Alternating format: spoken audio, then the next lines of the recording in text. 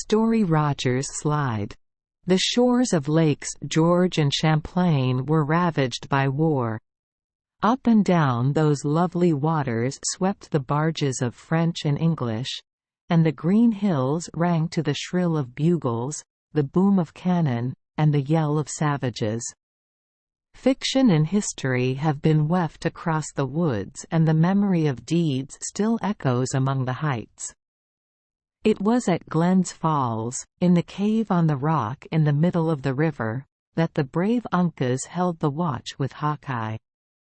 Bloody Defile and Bloody Pond, between there and Lake George, take their names from the Bloody Morning Scout, sent out by Sir William Johnson on a September day in 1755 to check Dieskau until Fort William Henry could be completed.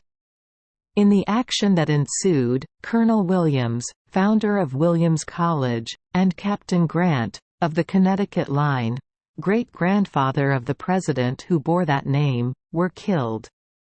The victims, dead and wounded alike, having been flung into Bloody Pond, it was thick and red for days, and tradition said that in after years it resumed its hue of crimson at sunset and held it until dawn.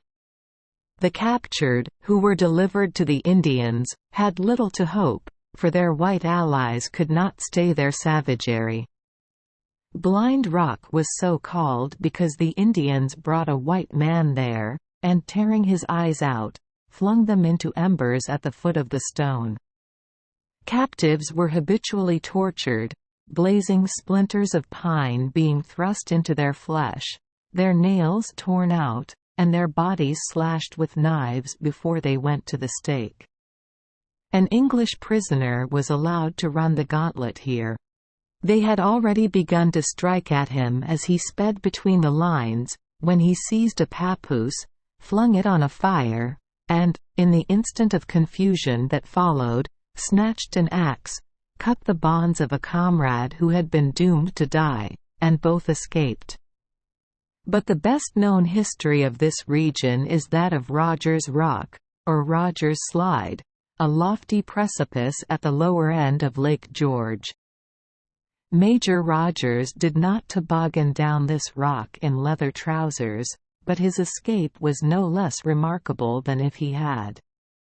On March 13, 1758, while reconnoitering near Ticonderoga with 200 rangers, he was surprised by a force of French and Indians.